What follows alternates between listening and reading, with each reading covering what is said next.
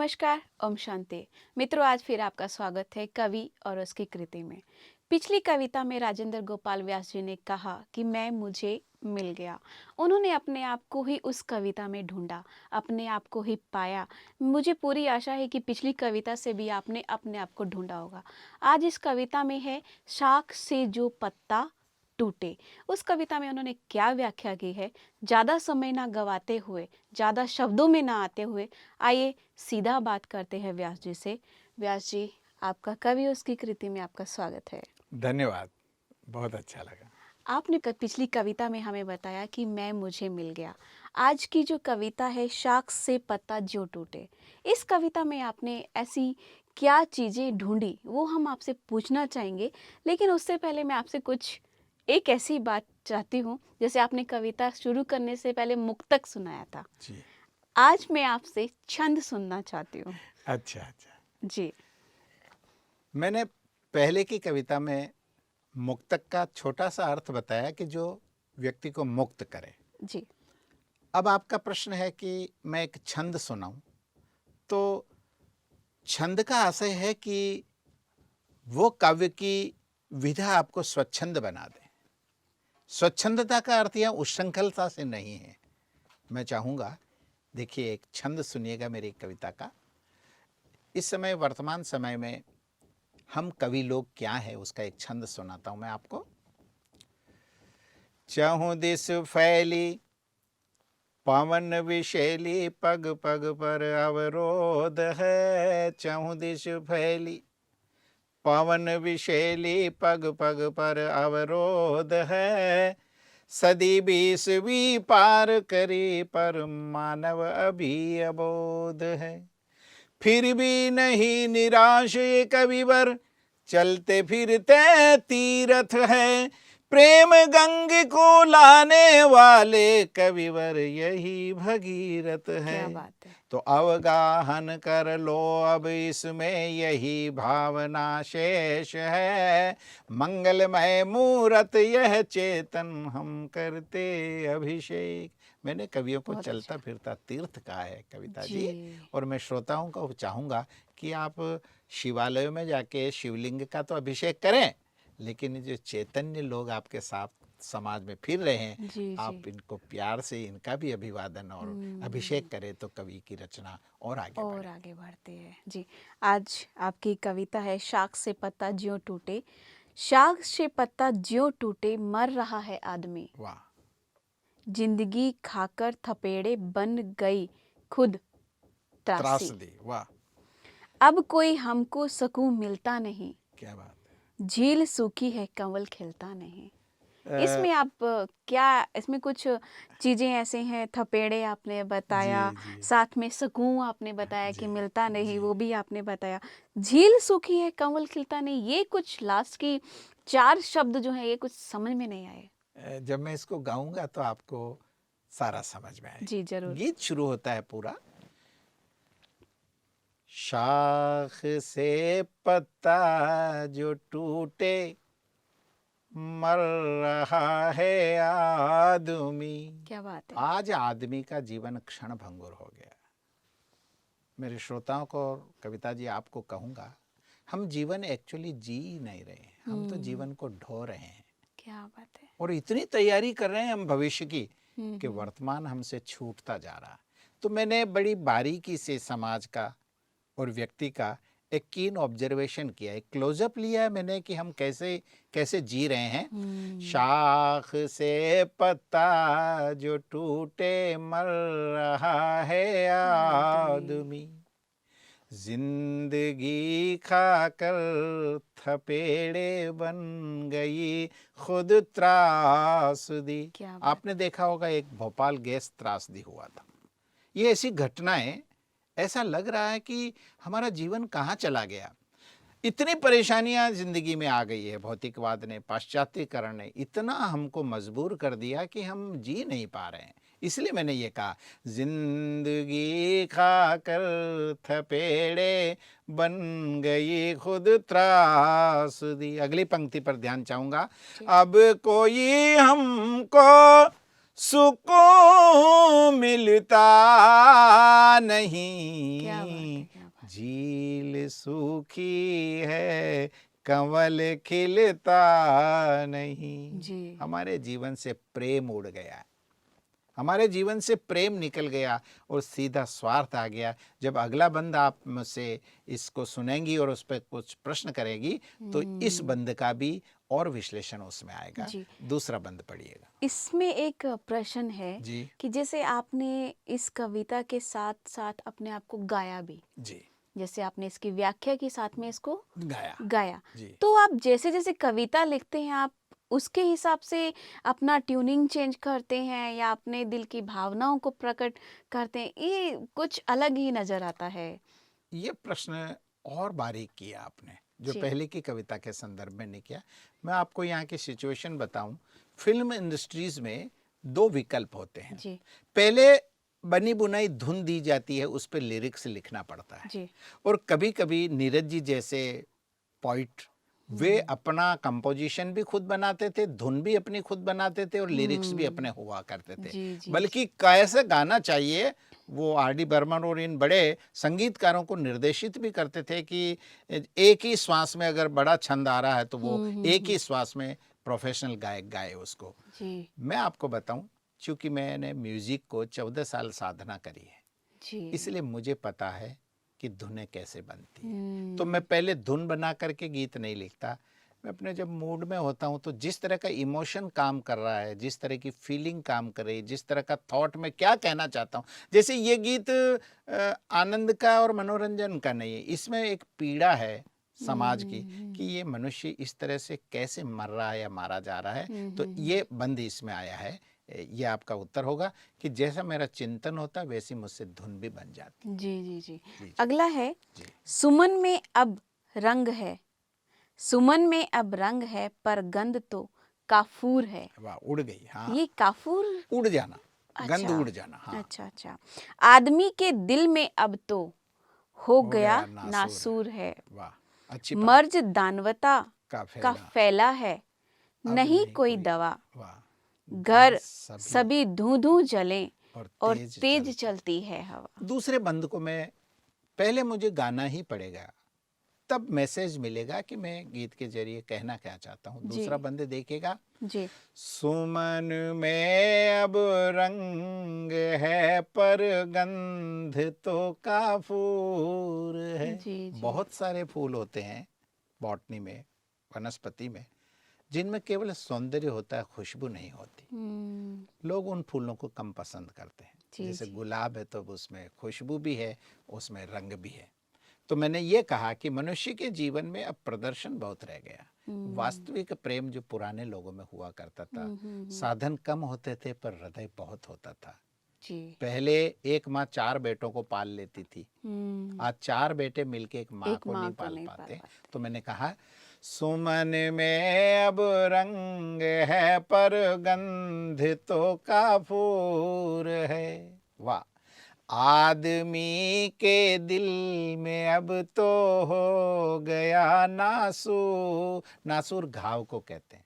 अगर जी। दिमाग में घाव है तो फिर भी थोड़ा बहुत निर्वाह हो जाएगा, लेकिन कोई हृदय से ही विषैला हो गया है तो वो कैसे खुद कैसे? जिएगा या जी। क्या दूसरे के लिए करेगा। सुमन में अब रंग है पर गंध तो काफूर है, आदमी के दिल में अब तो हो गया नासूर। कविता की अंतिम आगे की पंक्ति देखिएगा। मर्ज दानवता का फैला, ये बहुत बड़ी बीमारी है दानवता जी। की, जी। क्योंकि मानवता खत्म होती जा रही। मर्ज दानवता का फैला है नहीं कोई क्या दवा, बात है, क्या बात है। घर सभी धूं धूं जले और तेज चलती है हवा। आश्चर्य होता है, विवाह के 2 महीने के बाद विवाह विच्छेद के मुकदमे लग जाते हैं। क्यों? पति पत्नी में भी प्रेम नहीं रहा। ऐसा लगा जैसे कोई एक समझौता कर लिया गया है, एक बिजनेस कर लिया, एक डीड बना दी गई। ऐसा नहीं होता कविता जी। जिंदगी के मूल्यों पे मानवता को जीना पड़ेगा। कविता के तीसरे बंद में और यात्रा आगे बढ़ती है। जी, जरूर। पढ़िएगा पंक्तियां। सांस, सांस मतलब श्वास। जी जी। श्वास ले कैसे सभी रिश्ते जुड़े हैं अर्थ से। वाह। ये बात आपने बहुत अच्छी बहुत कही। बहुत अच्छी। क्यों बटोरे मोती हम सब, हाँ क्यों बटोरे मोती हम सब, गुण लगे अब व्यर्थ से। हाँ, गुण बेकार लगते हैं। पहले तो गुणों की कद्र होती थी, आज जी के युग में पैसे की कद्र ज्यादा है। जी जी पढ़िएगा आगे, मैं जी। बोलूंगा। एक आंधी दौड़ में हम्म। सब भागते रुकते नहीं, वाह। खाके ठोकर मुंह के बल गिरते हैं, ये अच्छा, झुकते नहीं। वाह वाह। आपको कुछ स्वाद आया है इस जी छंद जरूर, का? इसमें इन पंक्तियों हाँ, में। इन पंक्तियों में दम है। जी जी। इसमें दो तीन बातें बड़ी बारीकी से मैंने कही है। पहली पंक्ति क्या है, जरा पढ़ना है। श्वास हाँ, लें कैसे। सांस ले कैसे सभी रिश्ते जुड़े अब अर्थ से। जी जी आज जी। आप घर में एक छोटे बच्चे से एक पिता अपने शूज मंगवाता है कि मेरे जूते हम्म। लेके आओ, तो बच्चा प्रश्न करता है कि पापा मुझे क्या मिलेगा, मुझे टॉफ़ी मिलेगी, मुझे खिलौना मिलेगा। एक ज़माना था जब हम सेवा के लिए हमारे में संस्कार हुआ करते थे। तो यहाँ मैंने एक बात कही, सांस, दम घुटता है आदमी का जी आज। जी जरूर। सांस ले कैसे सभी रिश्ते जुड़े अब अर्थ से। इवन गुरु शिष्य का संबंध, भाई भाई का संबंध, मित्र का संबंध, सब रिश्ते पैसे के आधार पे आने लगे। सांस ले कैसे सभी रिश्ते जुड़े अब अर्थ अर्थ से। से। क्यों बटोरे मोती हम सब, गुण लगे अब व्यर्थ से। आजकल तो केवल पैसा कमाया जाता, गुणों की कहाँ जरूरत पड़ रही। तो पंक्ति दी मैंने, एक अंधी दौड़ में सब भागते क्या रुकते बात है, क्या बात है। जी जी नहीं। जी। हर माता पिता चाहता है कि उसका बच्चा पैसा कमाने विदेश जाए। ये हम्म। क्या होता जा रहा है? हम बच्चे पैदा कर रहे हैं या एटीएम की मशीनें पैदा कर रहे हैं, मुझे तो कुछ समझ में नहीं आता। एक अंधी दौड़ में सब भागते रुकते जी नहीं, खा के ठोकर मुंह के बल पर गिरते हैं, झुकते ते नहीं। नहीं, क्या आदमी का बात है। अहंकार देखो, हजारों जगह वो अपने निर्णयों में फेलियर हो जाता है, लेकिन उसका अहंकार ये है कि नहीं, मैं हारा नहीं हूँ। हम्म। क्या ये हमारी जीवन शैली हो गई है? और हम कहाँ जा कर के पुरखों को क्या जवाब देंगे कि हम क्या थे और क्या हो गए हैं? बड़ी पीड़ादायक स्थिति से मैंने इस गीत को गुजारा है। अगला बंदा आगे अच्छा, बढ़े। इसमें एक जी बोलिए। आपने बोला कि रिश्ते, तो हम रिश्तों को कैसे संभालें, क्योंकि कभी कोई छोटा है जो हमारी बात नहीं सुनता, जी बड़े हैं हम उनके खिलाफ चले जाते हैं, या बड़ों से हमें प्यार नहीं मिलता, या हम छोटों को प्यार नहीं दे पाते, उस रिश्ते को कैसे हम बैलेंस में बना के लेके ये बहुत चलें। बढ़िया बात कही। हमारी वर्तमान की इस कविता में डायग्नोसिस हो रहा है। अभी हम निदान कर रहे हैं। हम देख रहे हैं कि प्रॉब्लम क्या है, रोग क्या है। जी आपने जो प्रश्न पूछा ये ट्रीटमेंट का प्रश्न है। ये जी। कविता के अंत में आपको मैं सॉल्यूशन दूंगा कि इन रिश्तों को सुधारने के लिए हमारी पहली चीज है अवेयरनेस, हमारा होश। और वो ये होगा कि हम दूसरे को पहले उसकी मनमाफिक चीज करने का अवसर दें। हम जी उपदेश जी। देने से पहले बच्चे को एक बार पहले सुने। सुने। तो तीनों के पासवर्ड अलग होंगे। जब आप बूढ़े लोगों के साथ इंटरेक्शन करेंगे तो देखिएगा उनके साथ आपका सेवा का संबंध रहेगा। सेवा करनी पड़ेगी। जी जी जी। बच्चों की आपको सेवा नहीं करनी है। बच्चे और यूथ के साथ आपको उनको प्रेम करना पड़ेगा। सबका एक अलग अलग सिस्टम है। व्यवहार में आओगे तो सब धीरे धीरे सीख जाते हैं। हमारी जो क्लियरिटी है हमारी समझ की, वो एकदम स्पष्ट होने चाहिए कि मैं इन लोगों को कुछ देने आया हूँ या मैं इनसे काम लेने के लिए आया हूँ। तो मैं सोचता हूँ कुछ परिवर्तन आएगा। जी। अल- आगे है नहीं संवेदना और है नहीं ईमान ईमान भी, भी खार खार इतना इतना बढ़ गया है रो रो दिया दिया भगवान ये ने। मेरी बहुत बड़ी, इसमें एक तरह से अ, कवि की करुणा भी जागी है कि मनुष्य तो क्या है। बंद सुनिएगा मुझसे। जी है नहीं संवेदना और है नहीं ईमान। या संवेदना और ईमान दो शब्द इसलिए लाया कि अगर आप व्यापार कर रहे हैं तो आप ईमानदारी से करिएगा, जी उसमें जी प्रॉफिट जी। आप इतना मत लीजिएगा कि सामने वाले की संवेदनाएं मर जाए। हम्म। आप कमाइएगा, लेकिन ग्राहक के लिए या किसी सबॉर्डिनेट के लिए भी कुछ गुंजाइश रखिए। आज ये संवेदनाएं मर गई, जी व्यक्ति जी इतना जी स्वार्थी जी। हो गया। है नहीं संवेदना और है है नहीं ईमान। ईमान भी। जी पंक्ति आगे, खार इतना बढ़ गया है रो दिया भगवान। इतनी ईर्ष्या हम में आपस में, हम किसी को बढ़ता हुआ देखना ही नहीं चाहते। हम अपनों से भी इतना ईर्ष्या का भाव रखते हैं। तो भगवान कहता है मैंने ये सृष्टि पर मनुष्य की रचना कैसे कर ली और क्यों कर ली? अगर मेरा बनाया हुआ व्यक्ति तो मेरा रूप है, मैं तो दुनिया, सूर्य दे रहा है, नदियां दे रही है, पेड़ पौधे सब दे रहे हैं। केवल मनुष्य एक ऐसा व्यक्ति है जो केवल ग्रहण कर रहा है, इवन वो प्रकृति को भी नहीं देना चाहता। तो मैंने यहाँ ये कल्पना की है कि शायद ईश्वर भी रो दिया है कि तुम्हारी संवेदनाएं कहाँ मर गई है। जी। है नहीं संवेदना और है नहीं ईमान भी, खार इतना बढ़ गया है रो दिया भगवान भी। बेगुनाहों पर है मां हिंसा, जी जी। चलने लगी है क्या बात गोलियां। है, यह क्या बात। मैंने इशारे में आतंकवाद को रेखांकित किया, समझ गए होंगे आप जी जी कि जी ये जो जी। बेगुनाह लोग हैं, चाहे कश्मीर के हैं, चाहे नक्सली हैं, जो कोई भी है तो हमारे ही भाई ना सब, है तो इसी धरती के उपज से। तो मानवता क्यों खतरे में है नहीं संवेदना और है नहीं ईमान भी, खार इतना बढ़ गया है रो दिया भगवान भी। बेगुनाहों पर है मां चलने लगी है गोलियां। और अंतिम पंक्ति देखो, जी जी। रंग फागुन के हैं रूठे रूठे खून खून की की अब अब होली। होलियां। क्या और बात है। राजस्थान तो वैसे भी बहुत अच्छा, रंगीला रहा है, बहुत अच्छा। ब्रज हो चाहे हमारा राजस्थान हो, हम तो रंग और फाग खेलने वाले जी लोग हैं। जी जी। क्यों लोग खून की होलियां खेल होलियाँ रहे हैं कविता खेलते, जी? क्या बड़ा बात दर्द है। होता है, तब इन गीतों की रचना होती है। अगला जी। बंद लीजिएगा। आगे है, आज रस्सी से खींचे हम बट पड़े हैं बेशुमार बेशुमार, अपनों अपनों से से कर कर द्वेषता हम डूबते ते हैं काले काली धार, धार। आज आज सबकी सबकी मौत मौत पर पर बस बस बैठते बैठते आयोग आयोग हैं, हैं। अब अब तो तो प्यारो प्यारो ऐसा ऐसा लग। लगता वाह, जिंदगी जिंदगी अभी अभी हो। हो गई। कविता का अंतिम बंद में आपको समझ में आ जाएगा। जी। मैंने एक बारीकी से एक ऑब्जर्वेशन किया है हमारे रिश्तों का और आदमी का। इसमें पंक्तियां देखिएगा, आज रस्सी से खींचे हम। हर आदमी का ईगो है, इवन छोटे बच्चे का ईगो है।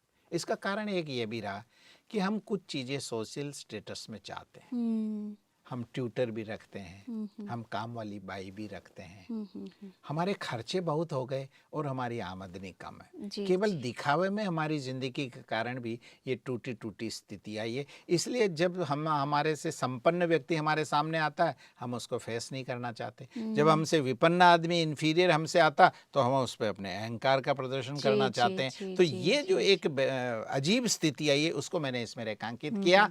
आज वर्तमान में रस्सी से खींचे हम बट पड़े पड़े हैं हैं सबके बेशुमार। अहंकार। किसी को पद का, प्रतिष्ठा का, पैसे का, साइड इनकम का, बिजनेस का, अपने बच्चों का। तो ये अहंकार आदमी को कहीं न कहीं हमारे प्रेम की इस रचना में कमी ला रहा है।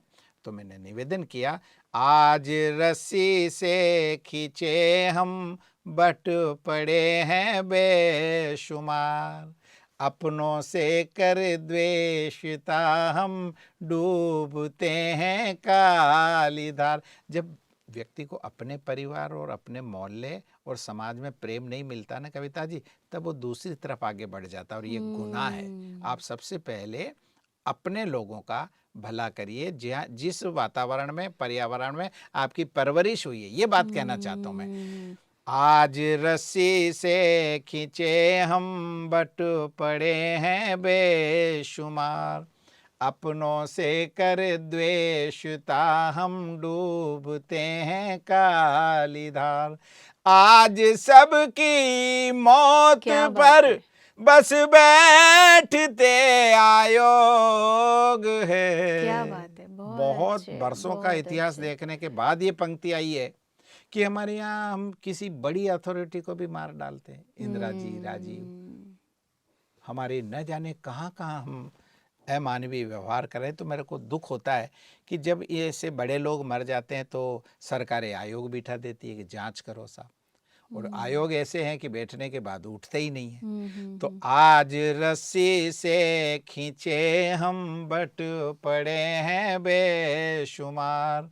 अपनों से कर द्वेषता हम डूबते हैं काली धार।